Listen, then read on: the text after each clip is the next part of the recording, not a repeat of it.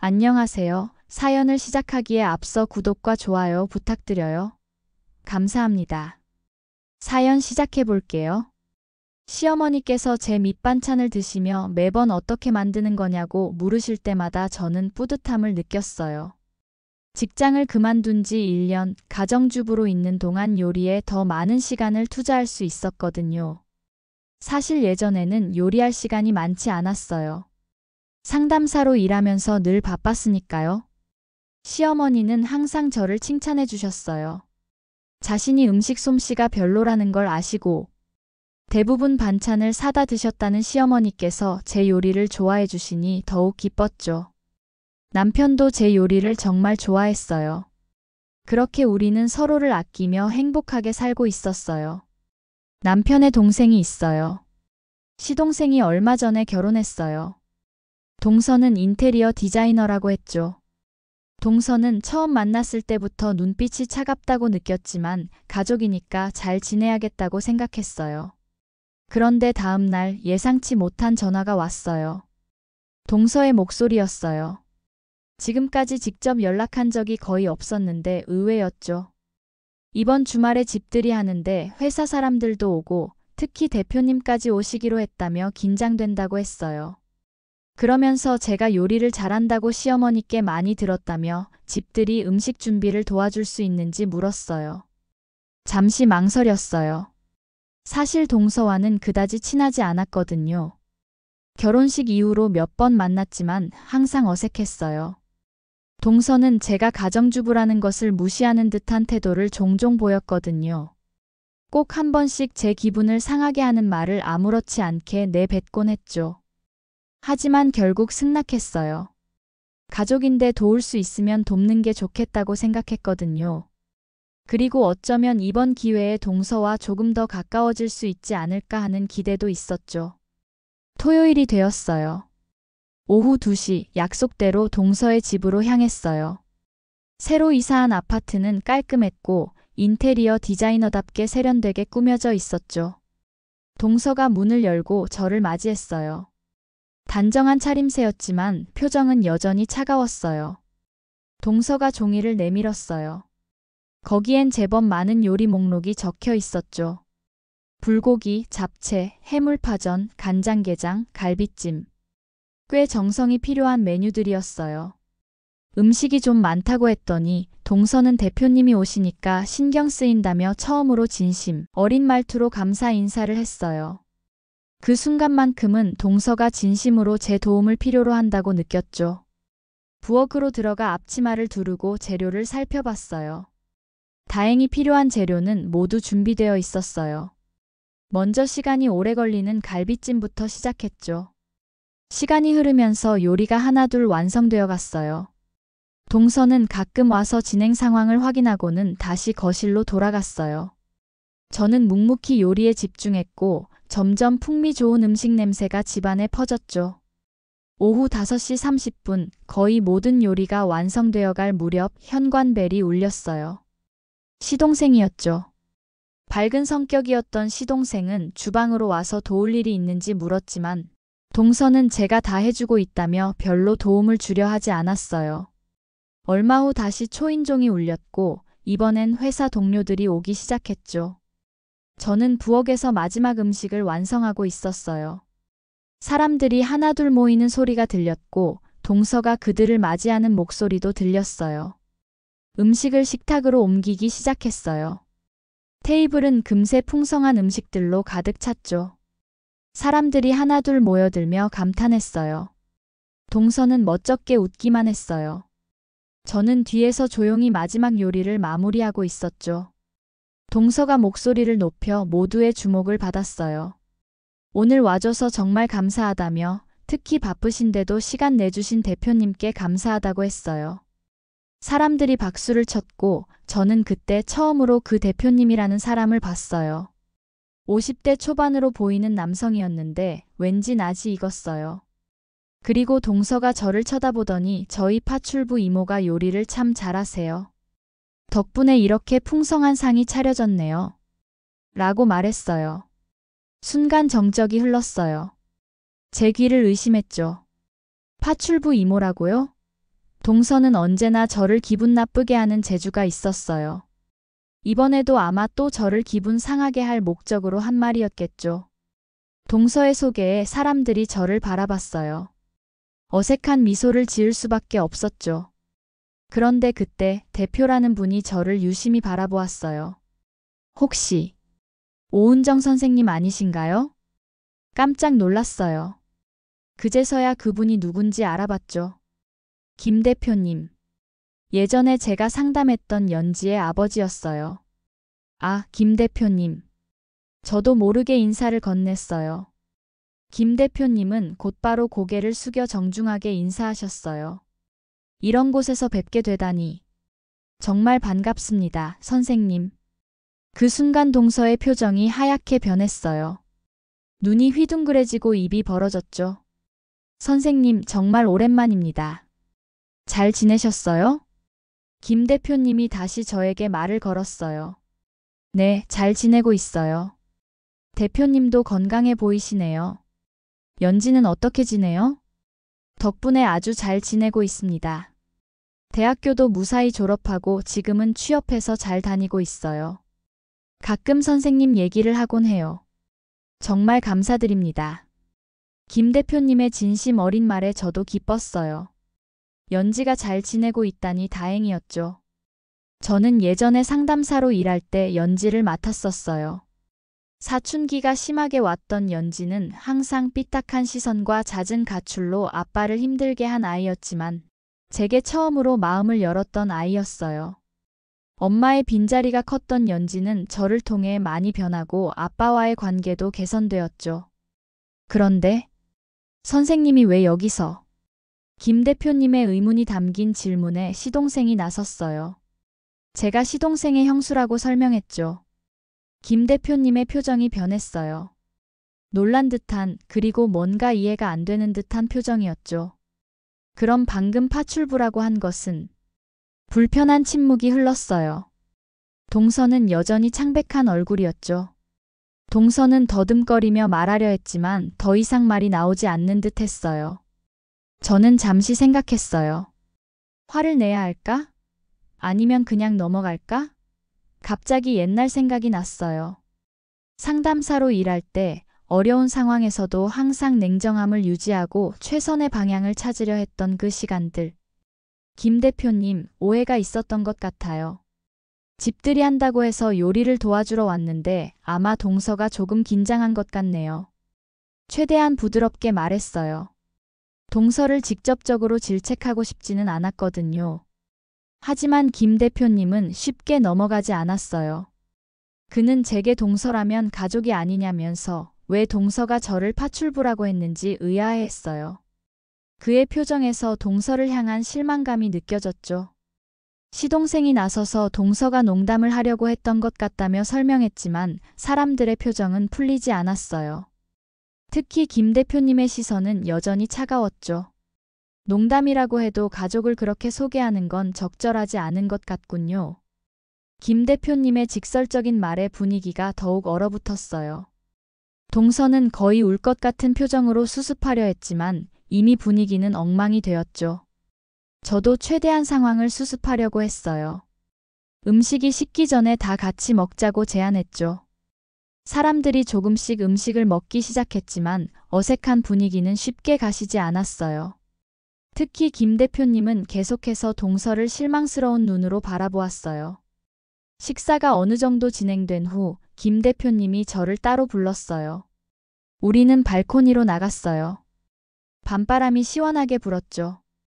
김 대표님은 연지 이야기를 하며 제가 얼마나 도움을 주었는지 다시 한번 감사 인사를 했어요.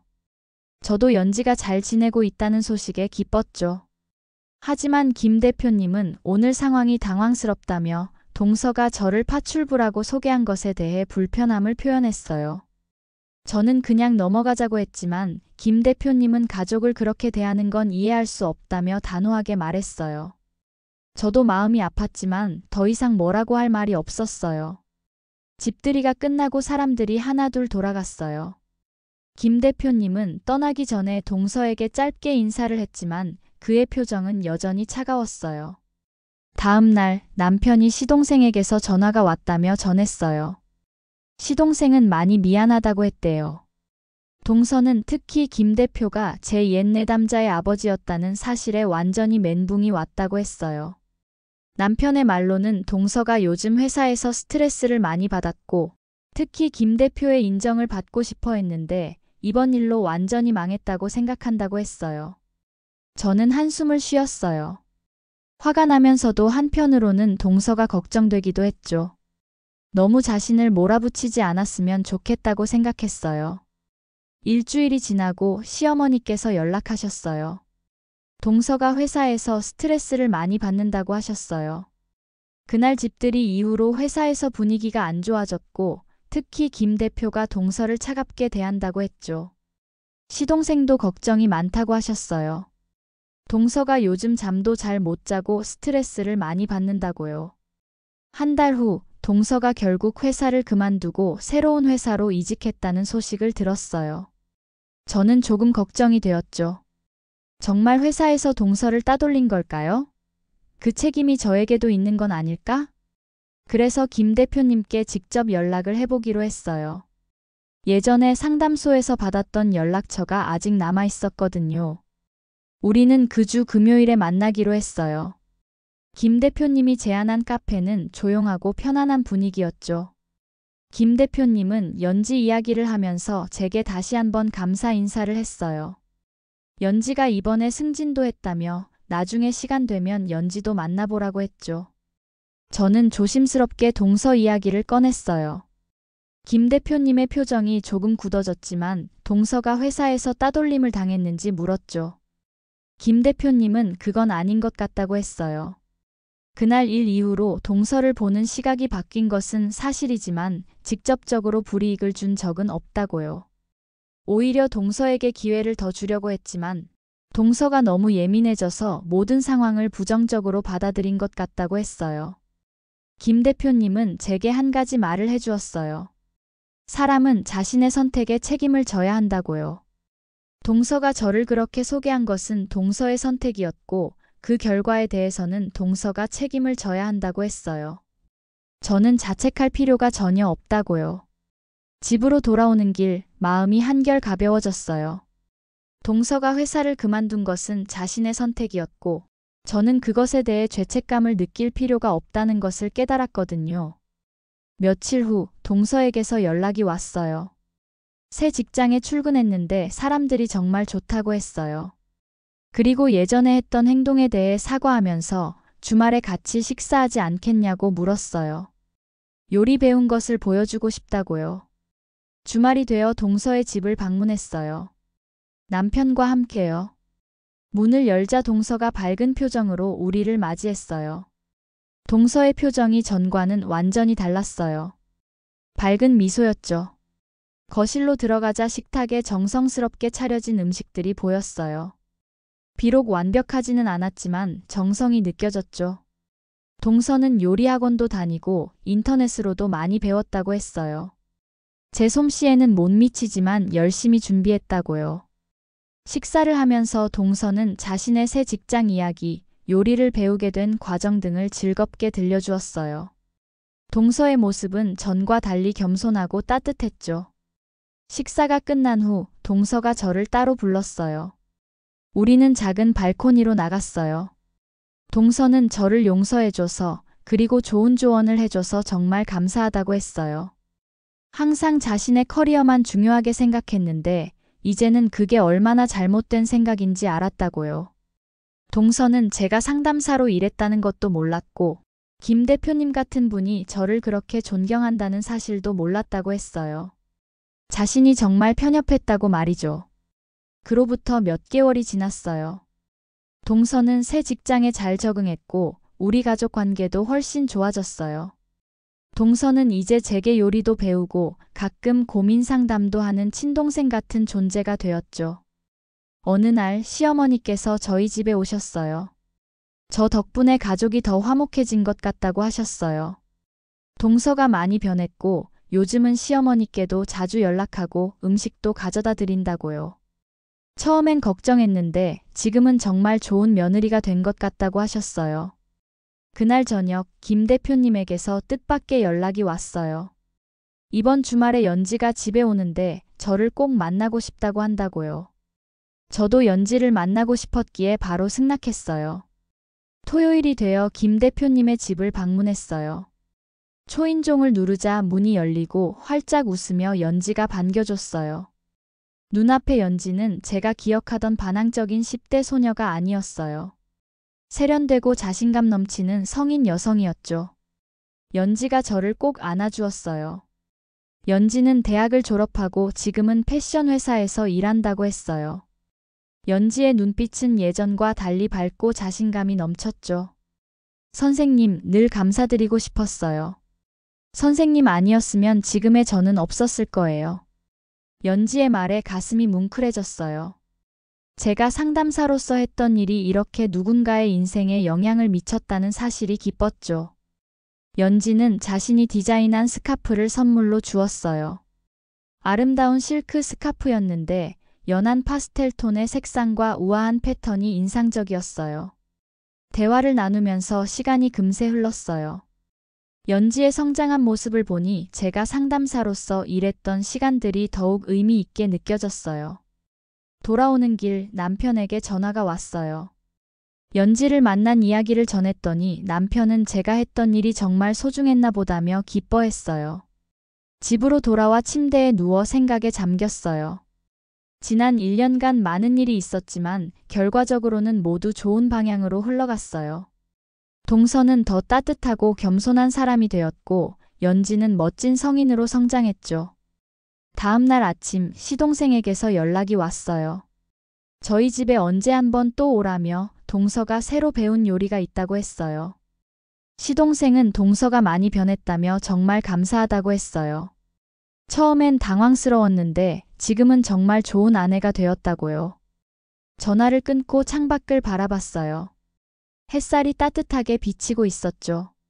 문득 다시 상담사로 돌아가 볼까 하는 생각이 들었어요. 임신과 유산으로 잠시 쉬었지만 이제는 다시 시작할 수 있을 것 같았거든요. 한 달 후 첫 출근 날이었어요. 오랜만에 상담실에 들어서니 설레면서도 긴장됐어요. 첫 내담자는 사춘기 소녀였죠. 그녀의 이야기를 들으며 문득 연지가 생각났어요. 그리고 동서와 있었던 일도요. 모든 경험이 지금의 저를 만들었고 그 경험들이 다시 누군가에게 도움이 될 수 있다는 생각에 가슴이 따뜻해졌어요. 상담이 끝나고 집으로 돌아오는 길, 가을 하늘을 바라보며 생각했어요. 인생은 참 예상치 못한 방향으로 흘러가기도 하지만 그 모든 순간이 의미 있다는 것을. 동서가 저를 파출부로 소개했던 그 당황스러운 순간이 결국은 모두에게 성장의 기회가 되었다는 게 신기했어요. 동서는 더 겸손하고 따뜻한 사람이 되었고 저는 다시 제가 사랑하는 일로 돌아오게 되었죠. 집에 도착하자 남편이 반갑게 맞이해 주었어요. 오늘 첫날 어땠어? 생각보다 좋았어. 다시 시작하길 잘한 것 같아. 남편은 아무 말 없이 미소를 지었어요. 창밖으로 노을이 지고 있었어요. 아름다운 저녁 하늘을 바라보며 오늘도 감사한 마음으로 하루를 마무리해 봅니다. 제 긴 이야기를 끝까지 들어주셔서 감사합니다. 구독과 좋아요, 알림 설정까지 잊지 마세요.